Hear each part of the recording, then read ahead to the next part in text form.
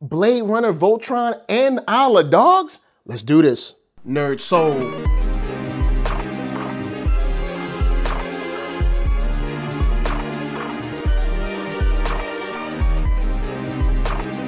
Late Ill Kid at One Youngster holding it down, bringing you that street geek and nerd soul. What is up, my people? Today, oh yeah, we coming with another wonderful episode of Dropping Jewels, and I'm so happy that you're here. But we got a little house cleaning. If you didn't know, and you're watching this on Black Hollywood Live, I'd like to let you know that my wife is going to be having a child. We're so excited.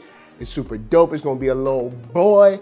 I am hyped about this adventure, but unfortunately, that means some of my time is going to be taken. Maybe a lot of my time is going to be taken. So I'm going to have to reel a lot of my activities in, and I will be stepping down from Black Hollywood Live. So if you're watching Black Hollywood Live and you're watching me on Black Hollywood Live and you like what you're seeing, subscribe right here to my channel. You'll be able to see the videos there. I'll still upload, but trust me, handling 2 channels can be stressful. It can be a lot. It can be a lot of things to just remember on the logistical side. So it'll help me a lot to just kind of back down to 1 channel. But with that out the way, if you're watching this on my channel, just subscribe down below. Or if you don't like it, just hit me with a thumbs down.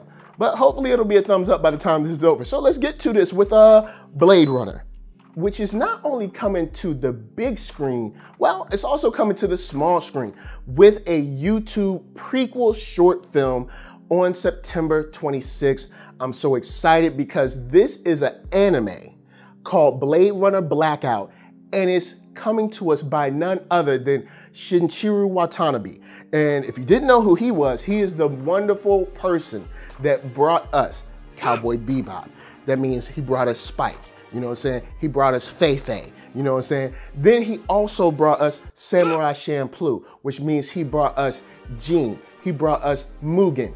Yo, on the real, I'm psyched. Now, in this little short that we get to see as far as the production and everything, it shows him, you know, throwing down the art. It shows a couple of the animatics. It shows how he's putting together the actual film with some small amounts of footage that seem to be right in the wheelhouse of dopeness. So with stuff that looks this good, you take that with the fact that it's a prequel from Blade Runner that looks like it's going to be a visual masterpiece already. And then you take the fact that the score is coming from none other than Flying Lotus himself, man, you got a hit on your hands. So guys, on the real, I hope you checked out the video. Holla at me, I'ma holla at you down in them comments. Let me know what you think about Blade Runner Blackout. I mean, it's gonna be on YouTube, it's free. Are you gonna check it out? Hopefully so, because I mean, it's free, man, come on, why not? But also, how psyched are you for Blade Runner, the actual film? Have you already gotten your tickets? Have you not? Let's go on and get on board with that because I think it's something that you might not want to miss. So we're gonna move on, and we've got a little bit of news or an update from a certain robot that we all love. He's gotta protect the galaxy. So next up, gather the coalition. That's right, we've got a season 4 trailer for Voltron Legendary Defender. Now, you've seen me review season 3. I love this show. On the real, I think it's a nice mix. Well, I mean, it's got a lot of the team, but this is just a nice mix of action, of comedy, and I love how they've kind of like rejuvenated this series because Voltron's been gone for a while, and when the first season was coming, I was kind of worried as to how it would turn out, and I've been enjoying a lot of it. And in this trailer, it seems like we're gonna be getting the same quality stuff because from Shiro himself, it looks like it's time to put up or shut up because he's calling on the whole galaxy to kind of band together and fight against, of course, the Gara Empire. And they're coming because this looks like some Empire Strikes Back mess where they're not happy with people aligning with, you know, the whole kind of Voltron thing that they have going on. And they don't really think that, you know what I'm saying, it's worth their time or worth the headache of trying to deal with these smaller little, you know, planets and stuff, kind of trying to rise up against them. And it's tough for them meaning the Gara Empire, because you have also Lotor who's doing his thing, but it seems like there's a little trouble in paradise there because everybody's not really on board with this Lotor guy.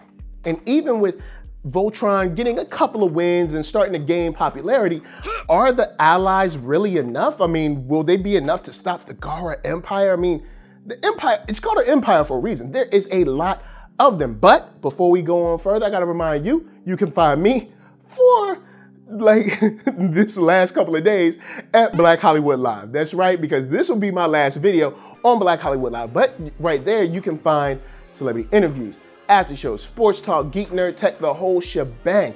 And if you want to check out more of their live streams from day to day, you can see them at youtube.com/Black Hollywood Live. So before I get to see how you're feeling about this, I got one big question. What about Lotor's daddy? You know what I'm saying? Daddy woke up the end of last season, so I don't think he's gonna like too much Lotor walking around like he owns the place. Like, you know how, let's say you let somebody, you know, babysit your dog or something, and you come back and they acting like the dog is theirs. You know what I'm saying? Or they house sit for a second, you come back and they having a Puff Daddy size party. I mean, you're not gonna be happy because you're gonna be like, dude, you were supposed to come here and pick up the mail and leave, and I come here and you got, you know, Pumps and the Bumps video going on. I mean, look, here's the thing. Lotor is the son, all right? You're supposed to just be playing your position because your dad is still, he ain't dead. He's like in a coma now, but he is back. So what do you think is gonna happen when we get that friction? Because there's already some there between Lotor and the rest of the Gara Empire. You got the new guard, you got the old guard, so there could be some infighting. So I'm interested to see how that plays out. And do you think that the Voltron, like the trailer says, are more prepared now than they were before? Because I'm not so sure.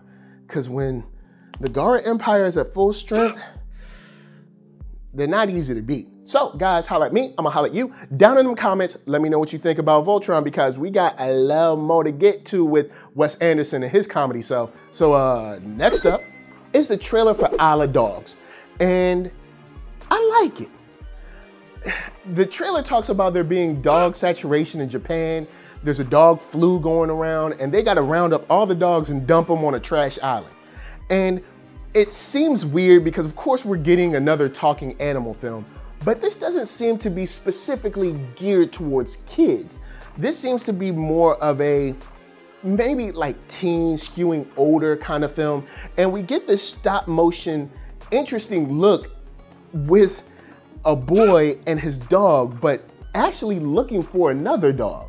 And through this is where you get a lot of like government intervention. It seems like something fishy is going on. You know, you got this intriguing man with a cat in his chair. You know, you got like all these spooky characters, and it's kind of like maybe government conspiracy and maybe even a rebellion going on, I guess, all formed around these dogs. That part they don't really let you know about, but I will say the animation, it's been a while since I've seen some stop motion animation. Last one I think I checked out was probably Kubo, and I loved every bit of that. And then you take this along with the voice acting from like everybody in Hollywood. I think that mixed with the stop motion animation, everybody voicing it, and the sensibilities from Wes Anderson, I think this might be something that is kind of like a surprise hit. So guys, holla at me, holla at you, down in them comments, because how much are you feeling Isle of Dogs? Are you into dogs? Are you more of a cat person? Or are you definitely into this just because it's Wes Anderson's name? Like once you saw that, you were like, I'm sold. But I'm not into all of his films, but I'll be honest, when I saw this trailer, I was just like, hey, you got something. So before I bounce, I gotta remind you to hit me up at thatnerdsoul.com. That's right, check me out. All my videos are there, from the oldest, newest, latest, greatest, and all that. Then hit up shop.thatnerdsoul.com and pick yourself up a t-shirt player. And don't forget to get one for them playettes. Then come back here, like, comment, subscribe, and share that Nerd Soul. That's right, there is no better way that I can show people that you like what you are watching. So, LA, what up? VA, what up? RVA, you got my heart. And please be good to yourselves. Be good to each other. And don't forget, if you're looking for a dog, he might be rooting around in the trash. Peace.